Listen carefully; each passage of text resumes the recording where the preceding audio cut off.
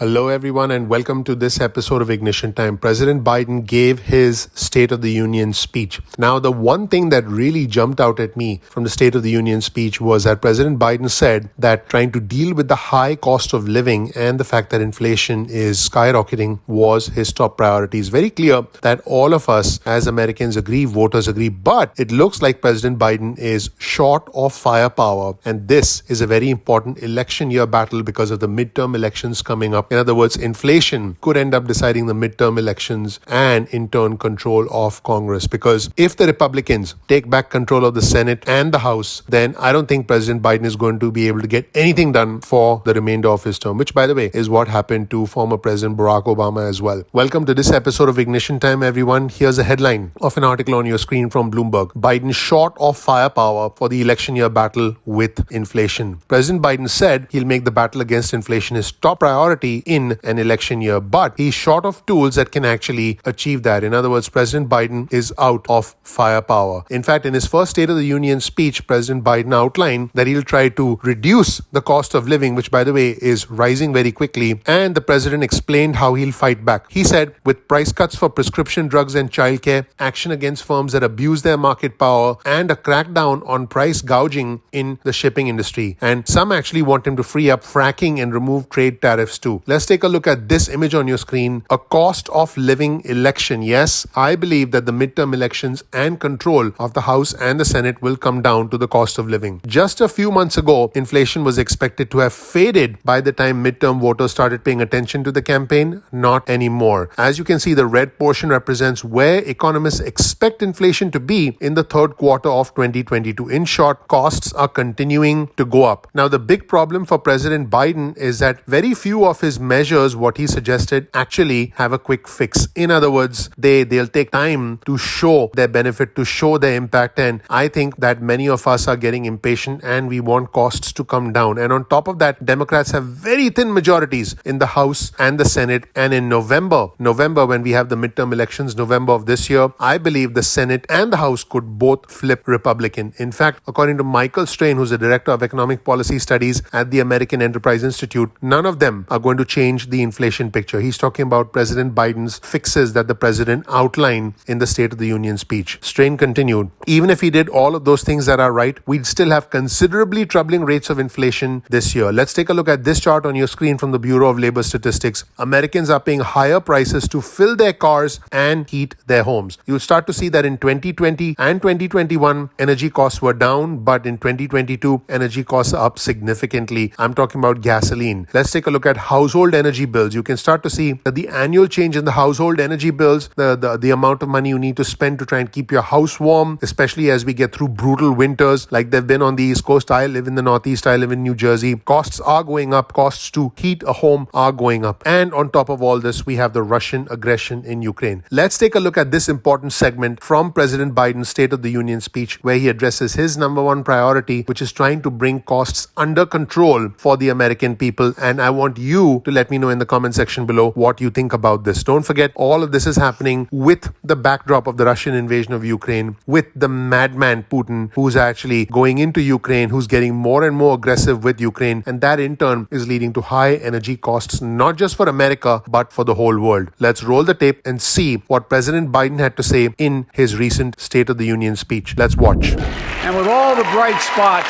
in our economy, record job growth, higher wages, too many families are struggling to keep up with their bills.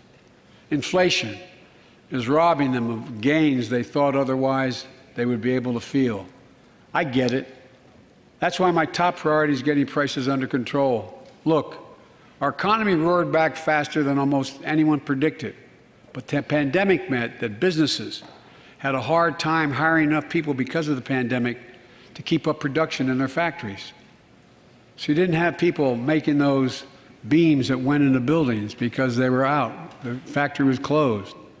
The panic also disrupted the global supply chain. Factories close. When that happens, it takes longer to make goods and get them to the warehouses, to the stores, and prices go up. Look at cars last year. 1/3 of all the inflation was because of automobile sales. There weren't enough semiconductors to make all the cars that people wanted to buy.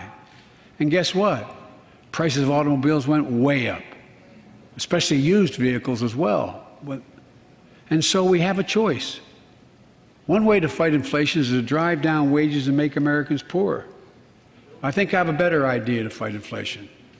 Lower your costs, not your wages. And folks,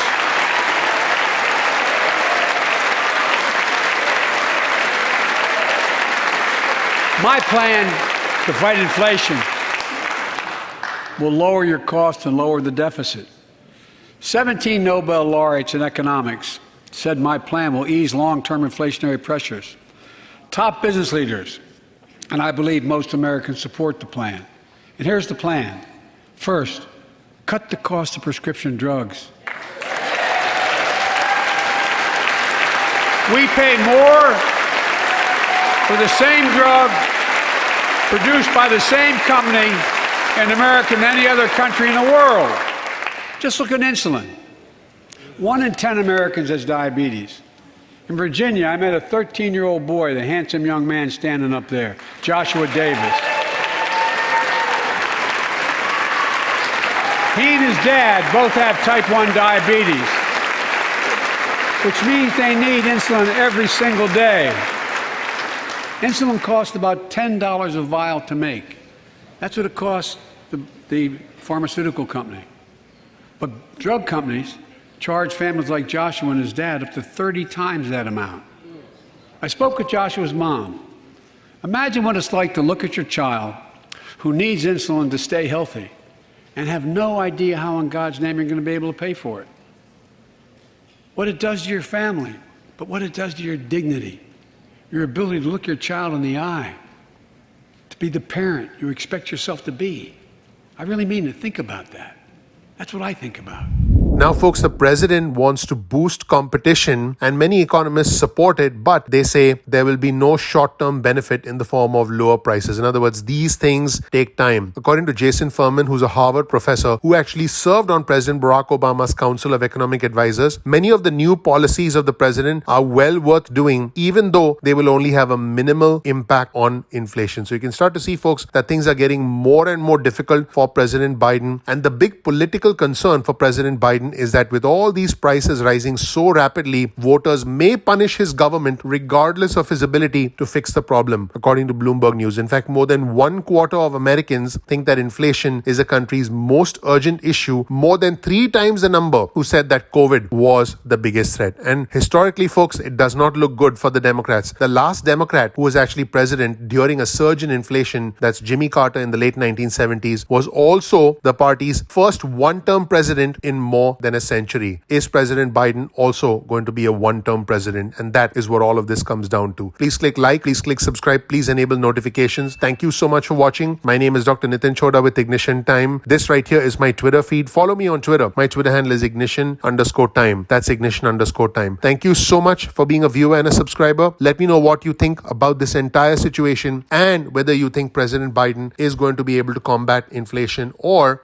is he out of immediate firepower, and is this going to have a devastating impact for the Democrats in the upcoming midterm elections in November of this year. Thank you so much. I'm looking forward to seeing you in the next episode of Ignition Time. Take care. Bye.